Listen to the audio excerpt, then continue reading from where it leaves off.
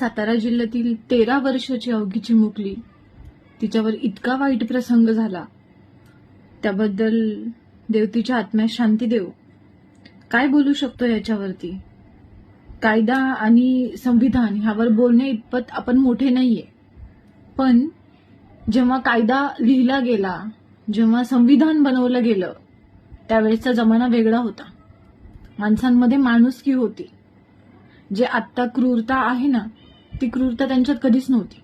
ज्या पद्धतीने माणूस बदललाय, ज्या पद्धतीने सगळी लाईफस्टाईल बदलली, सोशल मीडिया आहे, लोकांमध्ये जे काही पहिल्यापेक्षा आणि आत्तामध्ये जी काही इम्प्रूव्हमेंट आहे, ते सगळं काही बघता कायद्यात कुठंतरी बदल होणं गरजेचं आहे.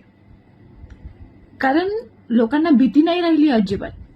बघितलं ना तरी जीव हळहळतो. एवढीशी ती चिमुकली, तिच्याच घरात तिच्यावर बलात्कार करून या पद्धतीने तिला मारलंय की जात्याची जी पाळी उचलून तिला हाणलीये, या पद्धतीने तिचं डोकं फोडलं गेलं की फरशी तुटलीये. घरामध्ये भिंतीवर रक्ताचे शिंतोडे. 13 वर्ष जिला सांभाळलं जिच्या आई बापांनी.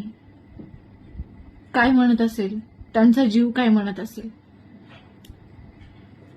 इतकं अमानुषपणे मारहाण होतीये आणि सरळ सरळ सगळं काही गोष्टी कळून सुद्धा त्या नराधमाला शिक्षा होत नाही. ह्याच्यासारखी दुःखद गोष्ट अजून काय असू शकते? कायद्यामध्ये इतक्या पळवाट आहेत. ह्या सगळ्या गोष्टीमुळे ना खऱ्या लोकांना न्याय मिळत नाही आणि आरोपी असे बिनधास्त सुटतात पैशाच्या जोरावर, आणि कायद्यामध्ये ज्या पळवाट आहेत ह्याच्यावर माजल्यासारखे वागतात. हे कुठेतरी थांबलं पाहिजे. कडक शिक्षा करा ना, द्या रस्त्यात भर चौकात फाशी द्या. त्याशिवाय बाकीच्या लोकांना त्याचा धडा मिळणार नाही. जेव्हा 1-2 जणांना तुम्ही फाशी द्याल ना भर चौकात घडल्या, जेव्हा तो सापडला ना, तर त्याच्यानंतर कोणाची हिंमत नाही होणार कोणाच्या आई बहिणीकडे मान वर करून बघायची. आजकाल पोटात लेकरू राहिलं ना तरी प्रत्येक आईला भीती वाटते की माझ्या पोटामध्ये ना पोरगी जन्माला यायला नको. ह्या भीतीसाठी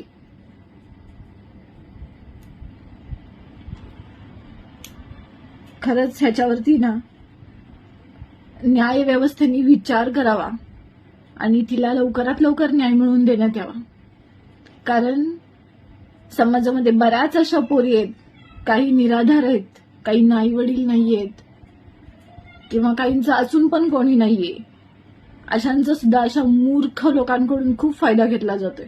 ज्या नराधमाने एवढूशा त्या चिमुकलीवरती, आर्या चव्हाणवरती जो अतिप्रसंग करण्याचा प्रयत्न केला, त्याच्यावर ऑलरेडी गुन्हा दाखल होता आणि त्या गुन्ह्यामध्ये जी ती छोटीशी चिमुरडी आता गेलेली आहे, तिच्या वडिलांनी साक्ष दिली. ह्या गोष्टीचा बदला जर इतका मोठा घेतला जातोय, तर साक्ष जर कोणी गुन्हा करत असेल, समाजात आपल्या डोळ्यासमोर बऱ्याच काही गोष्टी घडतात, कशी हिंमत करून समाजाने बोलायचं आणि कशा साक्षी द्यायच्या आणि कसं तुम्ही न्याय देणार आहेत लोकांना?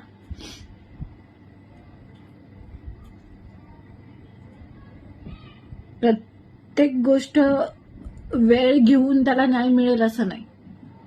हे आरोपी हरामी जे आरामात जगतात ना, मजा मस्ती करत बाहेर फिरतात, त्यांना इतकाही अधिकार दिला नाही पाहिजे. आहे ना समोर सगळे पुरावे, तर जाग्याला उभा जाळा किंवा जाग्याला फाशी द्या. न्याय व्यवस्थेला इतकीच माझी विनंती आहे. आर्याला लवकरात लवकर न्याय मिळाला पाहिजे.